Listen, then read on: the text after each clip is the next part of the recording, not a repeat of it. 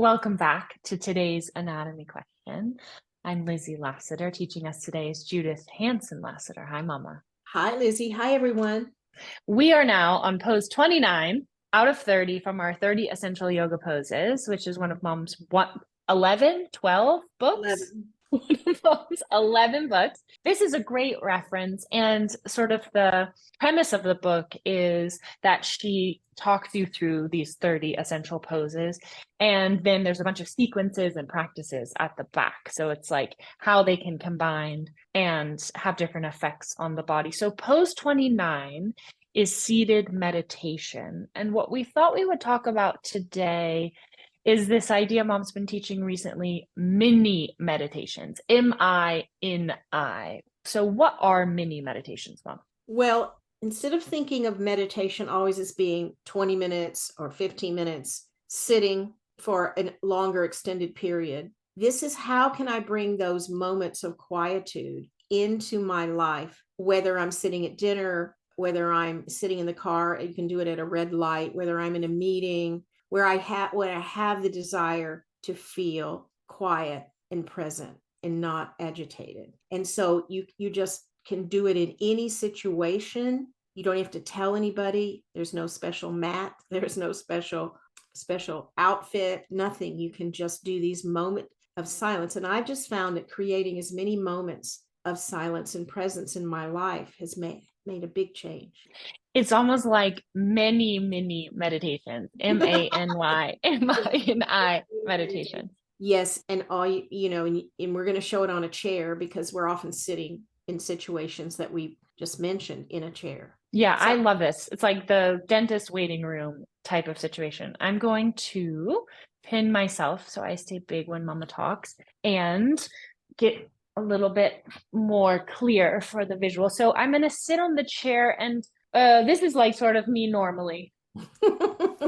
There's nothing normal about you, Lizzie. Yeah, this is how we sit. So if we sit with that position of the pelvis and the spine, our breathing is interrupted and it's not going to be effective. So sit on the front edge of your chair a little bit. Now, there's two things to learn today. Remember that the pubic bone needs to go from the front of the body between the legs. That needs to go down. Can you show that movement? Yes. So now do you see that she has brought a little bit of an arch in her lower back, which is called a normal curve? And now her pelvis is truly supporting her entire column and it feels effortless, does it not? Yeah, and there's a sense of uplift that feels really nice. So and you see her head is over her body and her body it's just a beautiful line. If you roll back even a little bit, Lizzie, you start to lose it. And you can tell, the chin starts to go forward too. Yes. So how you can tell that you've got this position is see if you can take an easy full breath. Because if you roll back a little bit, please do that. And now try to breathe. You can't. It's more trapped. So it's a very simple thing. So you're sitting this way, it's from your pelvis. It's not lifting. Your back muscles are really relaxed. Now, most of us put your hair behind your ear on that side, please. So most of us hold our chin up a little bit like that. So what I want you to do is to think of the base of your skull, if you want to put your fingers there, Lizzie, right on the back of your head at the base of your skull. Yes, there's a flat place there you can feel on your skull. Ooh, keep talking. I'm going to get a hair rubber band. I think it's going to be more clear if I pin my hair back. This is known as stalling in the trade. I'm now stalling officially, and now she's back. So put your hand, see, she's lifting her head up. Mm-hmm. Yeah, it's not a lot, but it doesn't. So put your fingers on the back of your skull. Now, that's the place I'm talking about. So put your arm down and watch carefully what happens to her head. Just lift the base of your skull up. Yes. What happens? It's quieter. Your attention is equally inside and equally outside. Mm-hmm.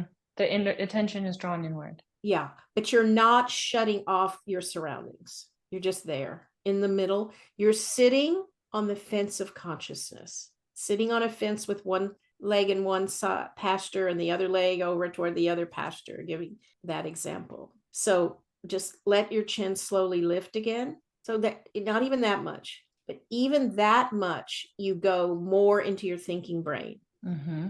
You lost connection with your own belly, your own inner self. Now lift the base of the skull a little bit up. That's it. So imagine that you're looking down, you're not turning your eyes down, but your gaze, when you look across an imaginary table, is somewhat down.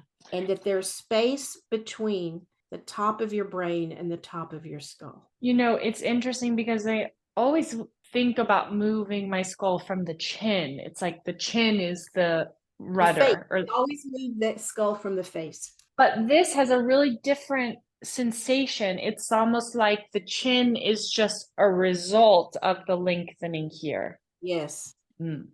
So interesting. Okay, so that's it. Also, we could also call it sneaky presence. Sneaky meditation. So you could do that at stoplights. Do it with your eyes.